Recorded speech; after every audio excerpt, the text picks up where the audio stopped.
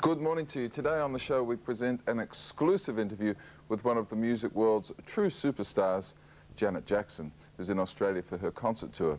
Even at her tender age, Janet's achievements are quite extraordinary. And coming from a family where extraordinary is normal, that's saying something. Her 1986 album Control sold 8 million copies. Rhythm Nation notched up another 8 million. In so doing, making her the first artist in music history to play 7 top 5 singles from one album. She then embarked on the most successful concert tour by any new artist.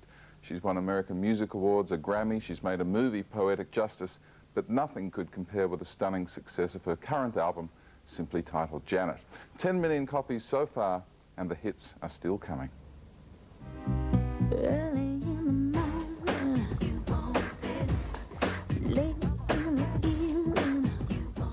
Your first album, Control, was about a young woman taking control.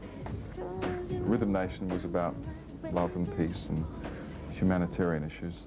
This album is all about sex. Everybody says that it's all about sex. Well, it is. It's very sensual. Yeah.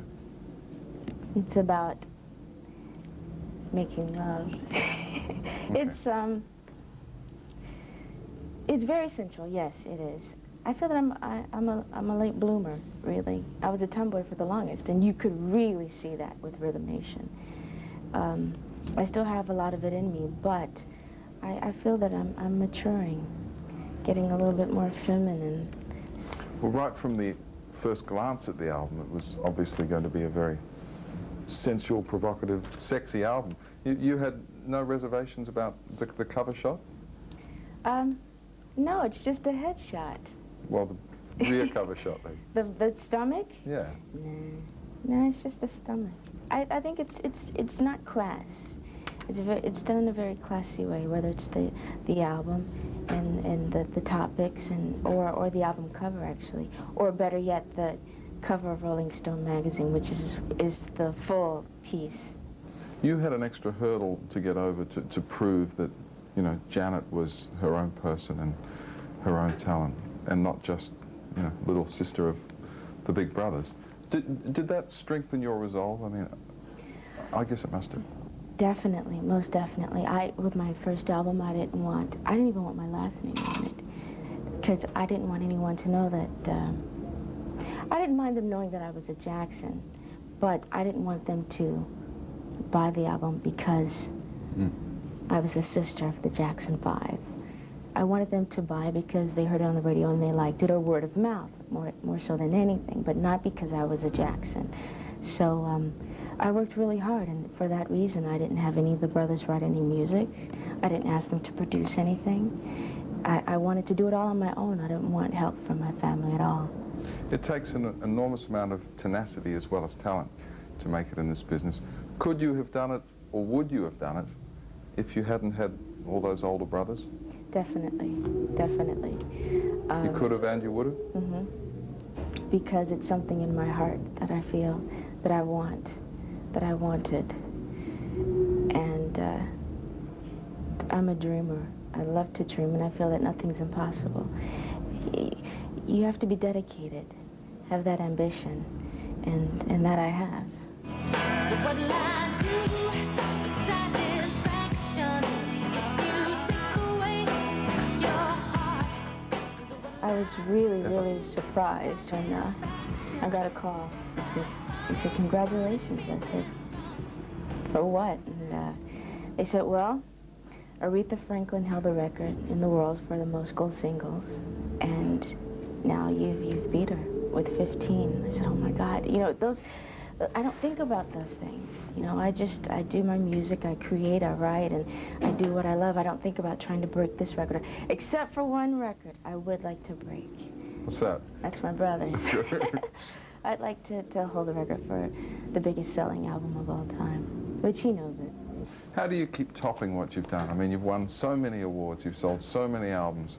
You know, if the next album doesn't sell 10 million copies, will you find yourself sort of disappointed? Will I be disappointed? Well, you know what I mean. How do you keep topping yourself all the time? Well, I don't sit there and say, okay, I'm going to do this.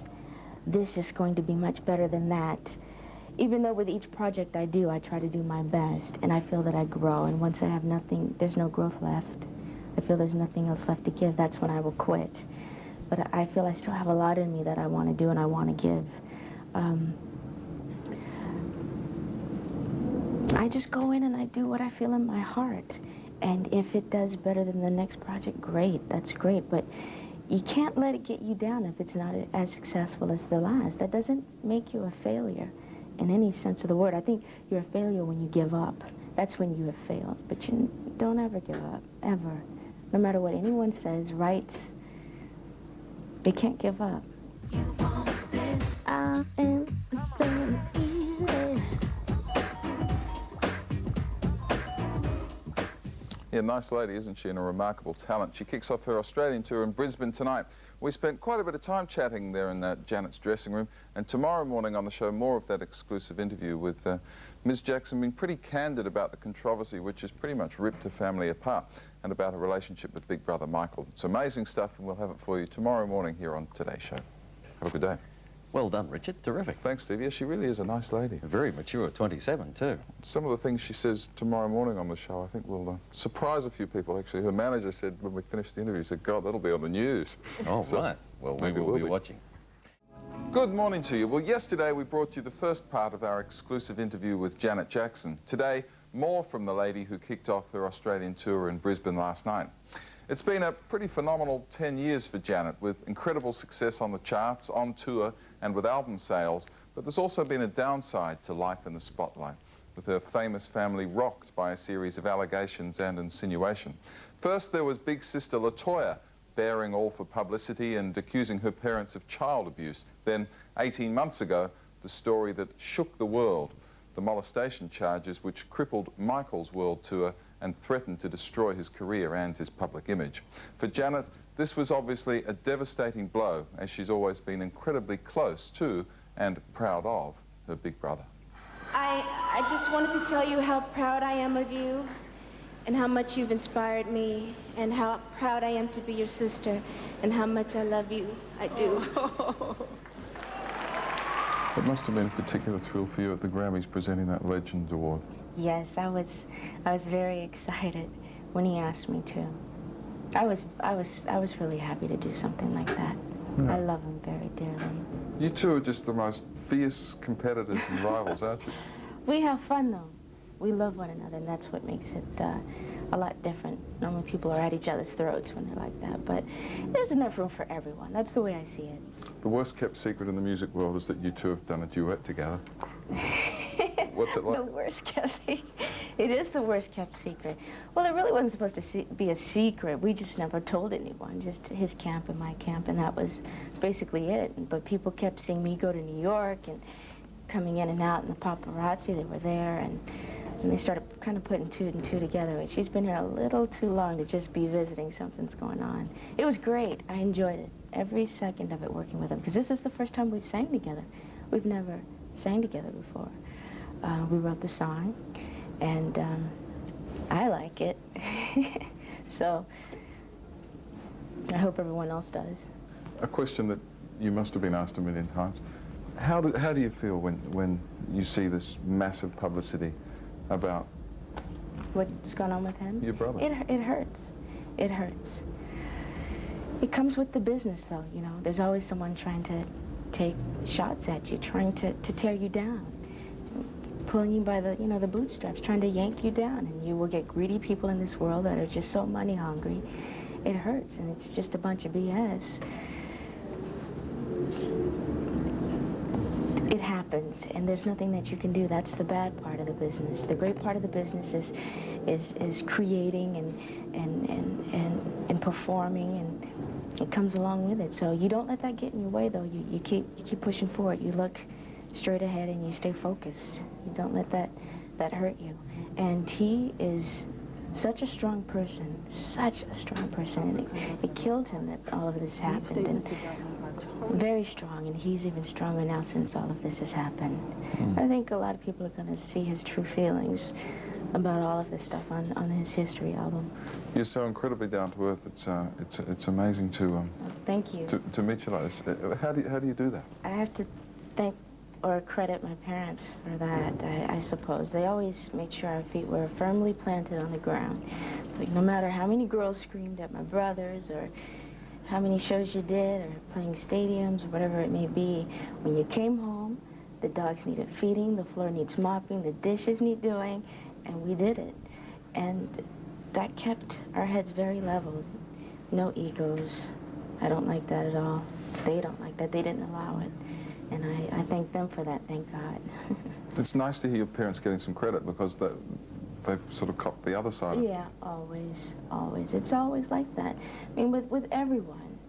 And it seems like they do it a little more so with my family for whatever reason, I don't know, but... Yeah, that must hurt big time when it's like your sister doing it. Oh, yes, that hurt very much. And just to read things or saying, oh, I spoke to so-and-so or this or that, or saying that she spoke to me, and we don't talk. We do not talk. She's even written things about myself which really upset me, but I'll never forget, but I can forgive for that. But when you attack my mother, that's a whole nother ball game. That's a different story. Or my brother, I'm sorry. It's like if you do something to me, I can forgive you. But when it comes to doing something else, and it really hurt because it was my sister. It hurt very deeply. But the way that I see it, she's not herself. I don't know who this person is that I see on these infomercials, psychic this or this Playboy thing, because she grew up so quiet, the shyest of all of us. It's so funny because she'd have on her pajamas, and if you walked in her room without knocking, she'd just scream, and she's there fully clothed with her pajamas. It's, my pajamas are on. Wait, I gotta get a robe. I mean, that was my sister. So when I see her in Playboy with nothing on, it's like, oh my God, what is she doing? Maybe she's changing. I don't know, but I do know that the person that I see on TV, I can even see it in the eyes. It's not the same person that I grew up with. Totally different person. Yeah. Well, you're a great credit to everyone around you, including your parents, and it's lovely to see you again here in Australia. Nice seeing you too.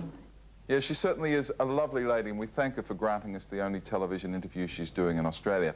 Janet is playing Brisbane again tonight before heading to Sydney for 4 shows, Melbourne 3 shows, then Adelaide and Perth. Still a few tickets, just a few, available. We'll see you tomorrow morning.